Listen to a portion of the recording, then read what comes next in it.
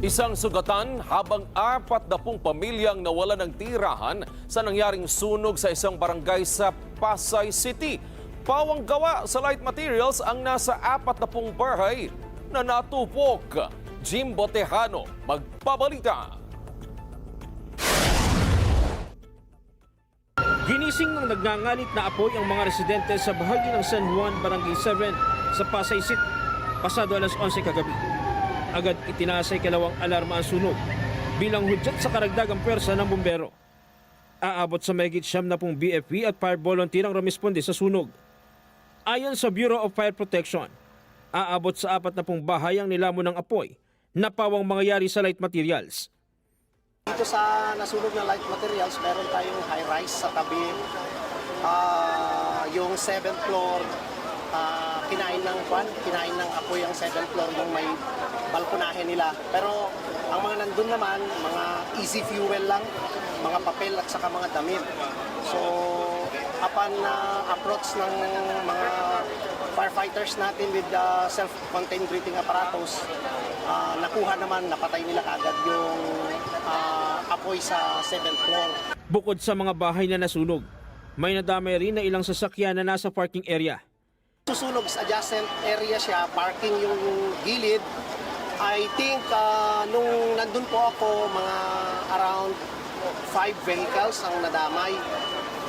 Accordingly sa mga natin, sa mga neighbors, it was a parking area of a certain hotel dito.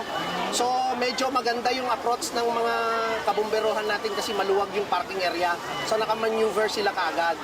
Isa si Nanay Carmela Cabasa na 55 taong gulang at isang single parent ang nawala ng tirahan na kahit isang gamit anya, wala siyang naisalba kundi ang nag-iisang apo na kasamang natutulog ng mga panahong nagkakagulo na sa labas ng kanilang bahay. Hindi lamang anya ito ang unang beses na sila nasunugan. Kung kami nakita apoy, nagaling sa wire. Kung pagkita namin, lumakas na, tumutukan ng ano. Kaya takbuhan lang kami. Kaya inisip ko agad yung apo ko, iligtas ko eh. Ang hirap ko sa mabila ng bahay, walang hanap buhay, single parents ko ko. Ang Pasay City LGU agad na inihanda ang pangangailangan ng mga residenteng nasunugan, kasabay ang pagbibigay ng financial assistance sa mga pamilyang naapektuhan. Pinabubuksan ko na yung aming evacuation center dito po sa may Andres Bonifacio Elementary School para po i-prepare na at kami po ay naghahanda na rin ng mga pagkain, banig, tent, umot, at saka po mga tuwalya, lahat po ng mga toiletries, pati canned goods, bigas, at yung kanila pang mga iba pang kailangan.